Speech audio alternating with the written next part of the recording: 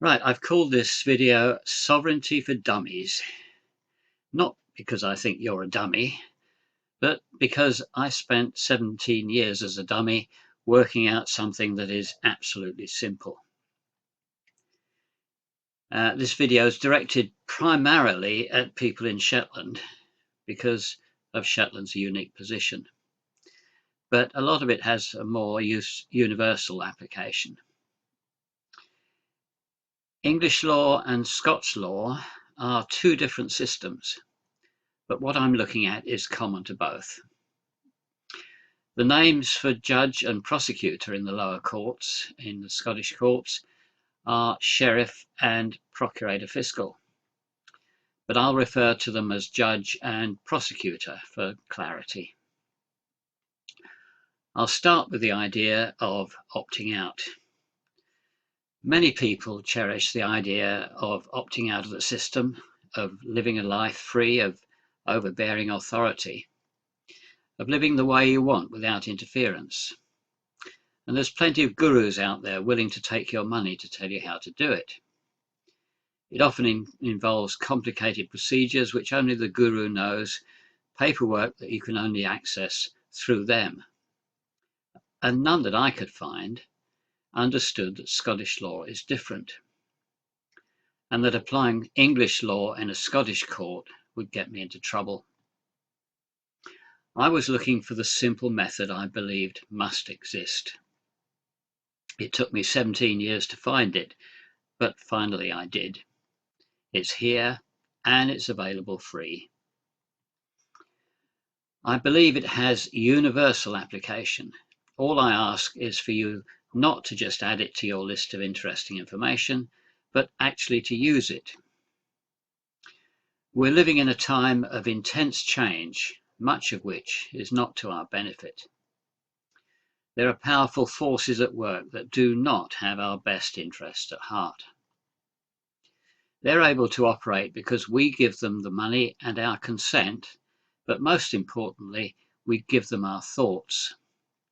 They need us to be constantly thinking about how bad things are, to be in constant fear, and demand that they do something about it. Fear is their weapon, their sword. It's much more effective than guns. They feed on that energy. We have to stop feeding them, withdraw our consent, and banish them from our thoughts. Those forces need us to be dependent on them.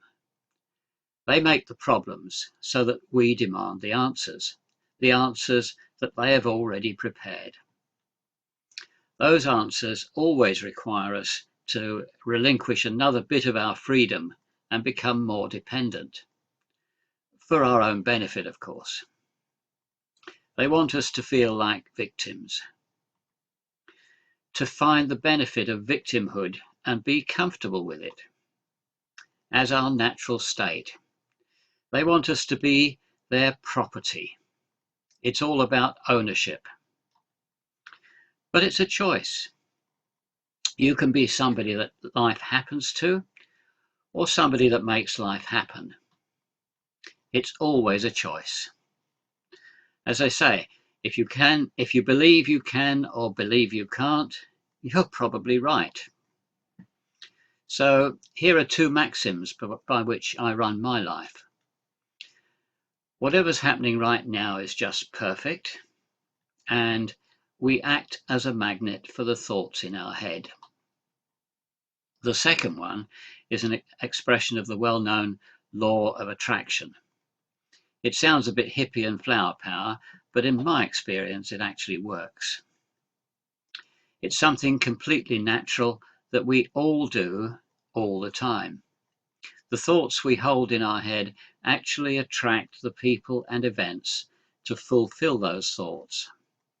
If we have a lot of negative thoughts, that's what we'll attract into our lives. A lot of positive ones will do the opposite. The kind of random thoughts that most people have make it seem as if life just happens to them. It takes some effort, but getting rid of those thoughts that don't serve you and concentrating on what you want in your life is really not difficult. It just takes perseverance. Once you realize that you are in control, you know that whatever happens is just perfect, because that's the way you made it. If it's not the perfection you want, then you can always adjust your thoughts. But it's your responsibility. There's no one else in there. I'll tell you a bit about myself. I came to Shetland 21 years ago.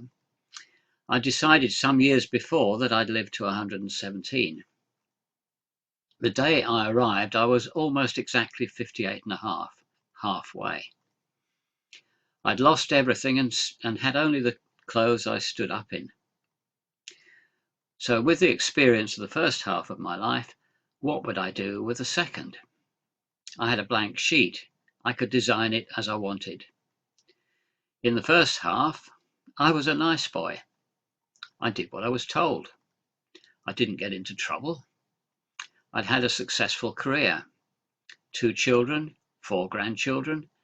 I'd travelled the world. I'd built the first castle in the Kyrenia Mountains since the Crusades. What next? I embarked on a life of crime. I had no interest in history and politics until I came to Shetland, but both seemed close to the surface in Shetland. The Scandinavian heritage is never far away. It has a profound but hidden effect on the politics. But it's hidden. I started to research the history, looking behind the official line. All was not what it seemed. Nobody doubts that Shetland is part of Scotland, but there seemed to be a big question mark over Scotland's and the UK's authority in Shetland. When and how did Shetland become part of Scotland? Nobody, from the Queen down, could tell me. Scotland and the UK exert their authority through law enforcement, the police, and ultimately the courts. We've been conditioned to be fearful of both. They're meant to be there to serve us, but they're used to enforce the will of those larger forces I was talking about. To find out how Scotland and the UK derived their power, the only way was through the courts. I had to break the law. I stopped paying income tax. People said, don't mess with the tax people, they'll just come down and break your door down. I stopped paying VAT on my company. I got the usual threatening letters. Then a man arrived at the door with the court papers. I said, I'm happy to pay as soon as you show me when Shetland became part of Scotland. He went away and I heard nothing more. One of my supporters gave me an island. It's the independent state of Forvik. And here it is.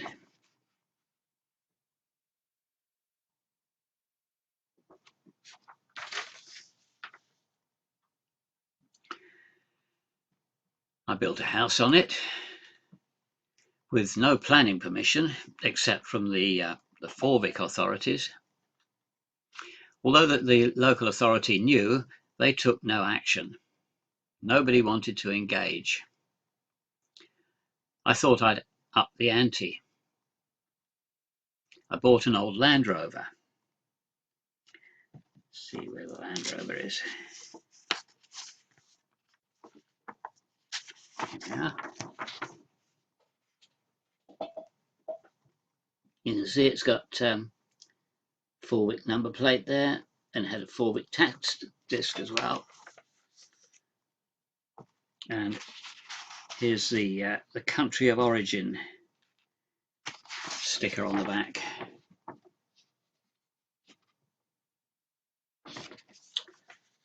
Quite appropriate, I thought.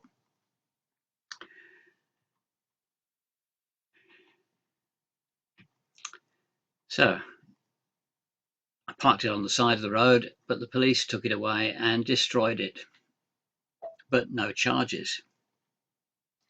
I got a couple of Mercedes vans. Set up the first one as the Forvic consular vehicle. Here we are.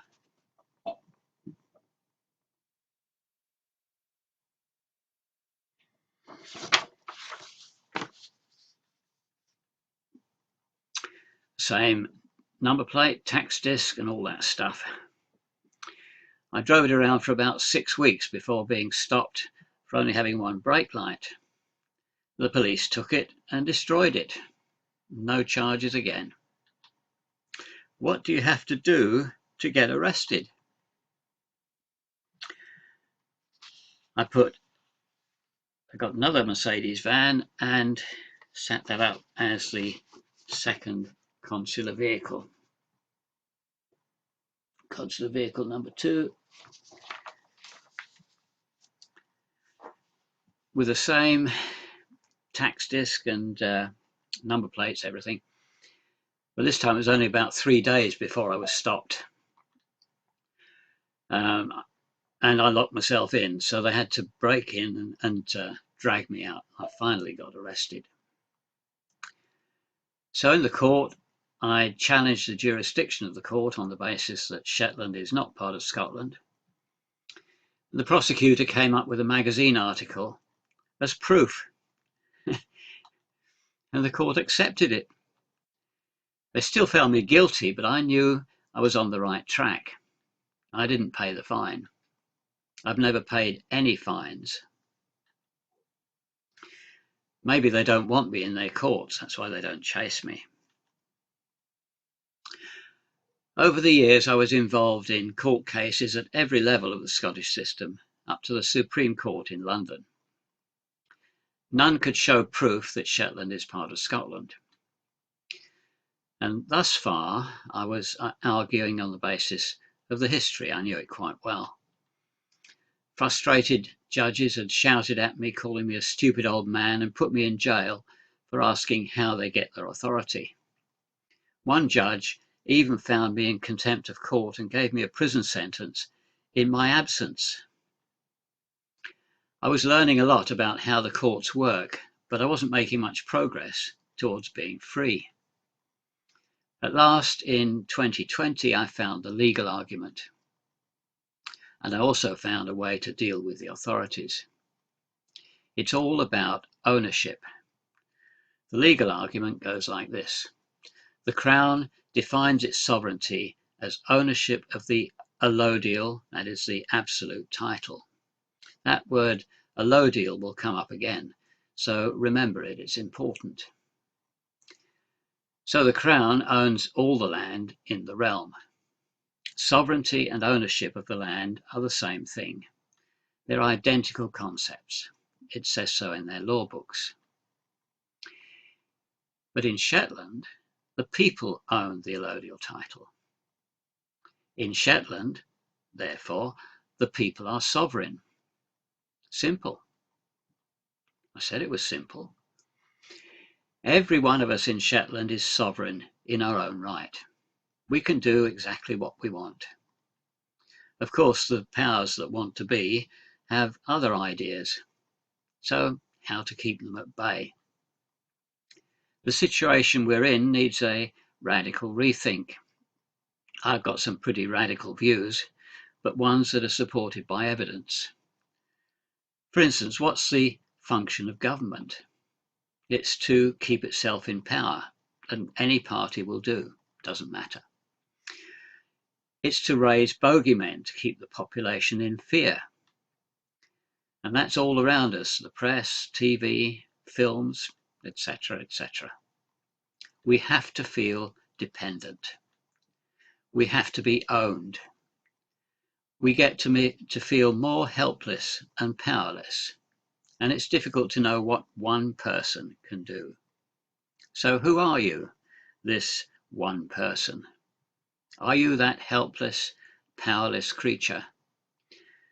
Well, I'm not a religious man, but the most powerful words in the Bible for me are Ephesians 4:6. It says, one God, Father of all, above all, through all, and in you all. I don't know how that slipped through the net, because it destroys the idea of separation on which the power of the church is built. There is no separation between us and God. We need no intermediary. There's an Eastern word, namaste. It means, I salute the God in you. So, namaste. I salute the God in you. The power within you is limitless. What they most fear is that we should know this, that we are the highest authority. Okay, but they have all the guns. Is the pen really mightier than the sword? I think so.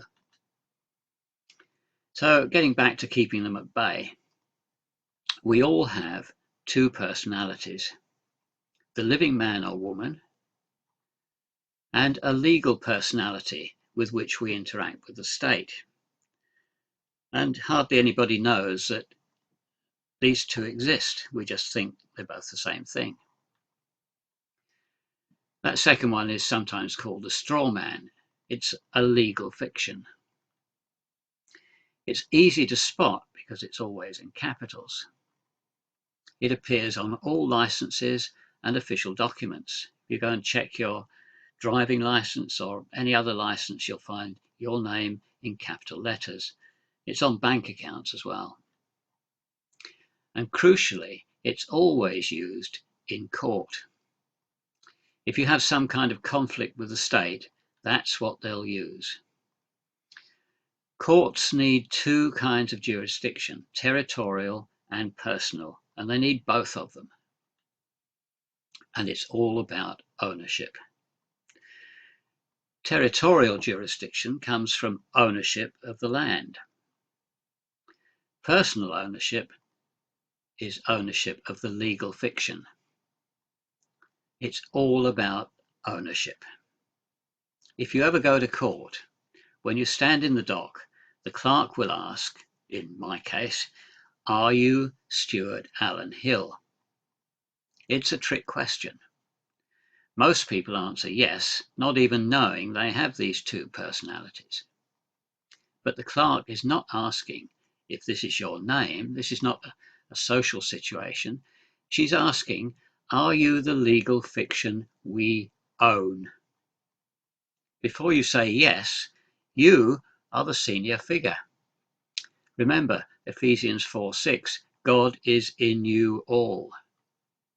You are the highest authority. All the court officials have stepped into their roles. The man can step down into the role, but the role can never be given life to become the man. So the man is always the senior figure. So as you stand there in the dock, you are the senior figure until you say yes and agree to act the role of the accused, the lowest role in the court. This is the point at which the court gets jurisdiction. By consent. You said yes. I've stood in the dock saying, I'm the living man called by the name Stuart of the family Hill. The judge says, if you are not the all capitals person on the court documents, the court has no business with you. You may leave. But I will issue a warrant for the arrest of Stuart Allen Hill.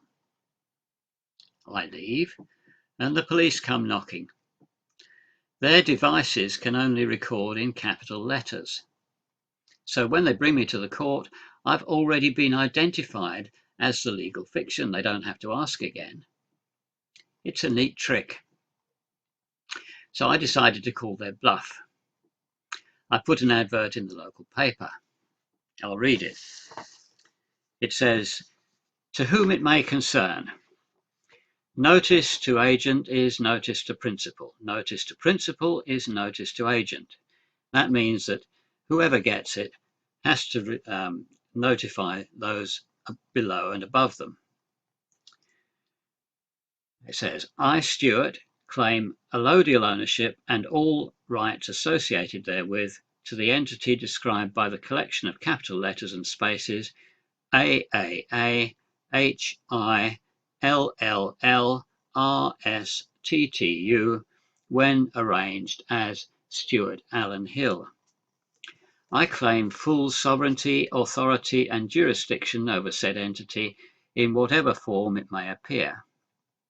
If you feel you have a superior claim, it must now be brought forward. The time for such claims expires at midnight on the 24th of December 2021, at which time my claim will be perfected, if not by then rebutted. Replies to Ocracoy, Canningsborough, Shetland. So that ran for 3 weeks, and I brought it to the attention of the police and the local court. At the end of the 3 weeks, I ran another advert saying, basically, as I'd heard from nobody with a superior claim, Stuart Hill is now my property. Anyone using it without my consent is liable to pay me £10,000 per event. Nobody had responded, so on Christmas Eve 2021, I was a free man. The Crown can't admit there are two entities with the same name, or claim to own one of them without exposing the whole scam. This was my thinking. Then coincidentally, if you believe in such things, an opportunity to test it came up immediately. I must have been acting for the thoughts in my head. I got a speeding ticket addressed to the all capital Stuart Allen Hill, the legal fiction, asking me to fill in my name in capital letters. I don't think so. I said they were asking the wrong person. The police passed it to the prosecutor, and the prosecutor decided to prosecute and invited me to court. He was rather keen to add me to the 11,000 motorists caught for speeding on that stretch of the road that year. At £100 a pop, it's a nice little earner. I sent him copies of the adverts. I pointed out there are two entities with the same name, and the one he was naming couldn't drive a car. The case was dropped. That was the bones of the case, but it still generated a file about an inch thick.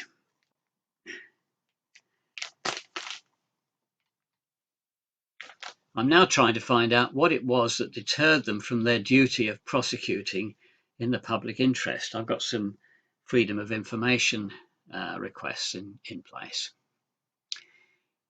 If I'm stopped by the police or need photo ID, I show them this.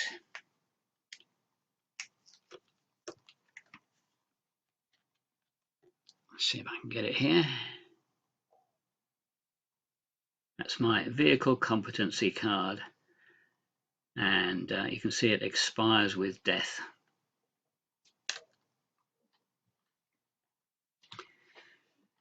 I've used that when stopped by the police, and I always use it when flying in the UK. No problems at all. So why is Shetland so important? It's not just because I live here. It's because the people own the allodial title. And in Scots law, the allodial title is sovereign. I have a suspicion that the same goes for the UK. I think the Crown hasn't had it since the English Civil War. If that's true, the Queen's an imposter. And there's been no true monarch since about 1640.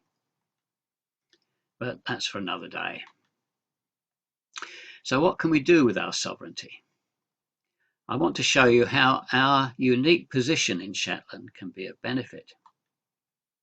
It's taken 17 years to get to this point, but at last those efforts are coming to fruition.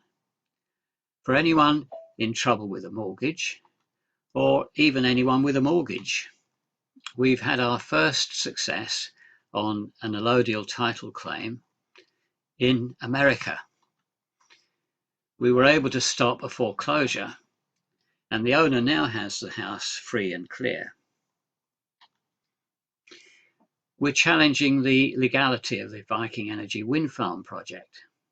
Everybody thinks that, oh, it's going ahead, there's nothing we can do to stop it. I think we can. But more on that in a minute. We're exploring legal ways to get cheap fuel. We've done a deal with OVO Energy to cut electricity bills. So going back to Viking Energy, the sovereign nation of Shetland has accepted SSE's offer, that's the Scottish and Southern Energy, their offer to construct the wind farm on condition that they show how they have the authority to be working in Shetland, to show how Shetland is part of Scotland. They can't, neither can anyone else. There are financial penalties in the contract. And Ofgem, that's the electricity regulator, took the sovereign nation of Shetland to the High Court to try and break the contract. They had to resort to extreme tactics, but they've not won. Plenty of, there'll be more on this as time goes on. That file is about 6 inches thick, sort of like that. The electricity supplier, OVO Energy, the sovereign nation of Shetland has done a deal with OVO Energy. We accepted their offer of April and October price hikes on condition they show how Shetland is part of Scotland. Otherwise, they provide electricity at half the rate we were paying in January forever. That deal is now available. They'll probably kick and scream, but never mind. To wriggle out, they'll have to take us to court, if they dare. And good luck on that. Now, I need to be really clear on some things. I'm not advocating breaking the law. That job is done. Everything must be done in an honourable way. Everything must be done by agreement. That doesn't mean we have to endure abuse. If they want to take advantage of Shetland, everyone from the Queen down must prove they're right. If they can't, they must pay. It's our land, not theirs. We have the right, but nobody will just give it to us. They won't just roll over and say, okay, it's yours. We have to take it. Every individual has to do it. The pen must be backed by action, or the sword if you like. If you want to change the world, change yourself. We all carry that individual responsibility. The first time I went to court, I was scared stiff. My hands were shaking so much I couldn't hold a glass of water. But change came when I looked one judge in the eye and saw that he was more scared of me than I was of him. The reason I've been so badly treated in the courts is that they know I'm right, so all they have is threats. Now they know they can't threaten me. Now we can make some headway. I've done the dirty work. An accumulation of knowledge, documents and contacts is producing positive results. As I said at the beginning, this video is aimed at Shetland, but most of the concepts are universal. You have personal jurisdiction and sovereignty through ownership of your body. The question of allodial ownership of land is interesting outside Shetland. And I'm particularly interested in exploring that aspect in other countries, particularly those that used to form the British Empire. You can contact me at stuart@forvic.com, and also you can get my book, stolenisles.com. I'm told it's a good read. Oh, and I do absolutely rely on donations to keep this work going. So if you'd like to donate, please go to www.forvic.co.uk/subscribe, and you can get my sporadic newsletter there as well. Thank you very much.